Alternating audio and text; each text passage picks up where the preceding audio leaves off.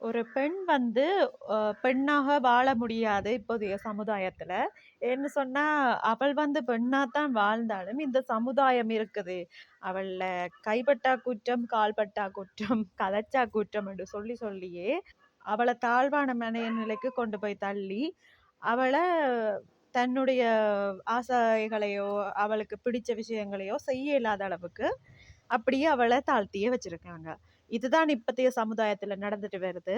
ஆகவே நண்பர்களே, ஒரு பெண்ண பெண்ணா வாழ விடுங்க. இதுக்கு எல்லாத்துக்கும் போய் நீங்க குற்றம் சொல்ல வலிக்கிட்டு, இதுதான் ஊர் உலகத்துக்காக நாங்க நடிக்க வலிக்கிட்டு, வாழ வலிக்கிட்டோம்ன்னு சொன்னா, அவள் தானாவே இருக்கையில, அது உலகத்துக்கு நடிக்கிறதா தான் அவள் வாழ வேண்டி இருக்குது. ஸோ, ஒவ்வொருத்தரும் பார்க்குற பார்வைய பொறுத்து தான் எல்லாமே இருக்குது. பெண் என்பவள் தான் தானாகத்தான் இருக்கிறாள். ஆனா பார்க்கிற பார்வையத்தான் எல்லாருமே மாத்த வேணும்.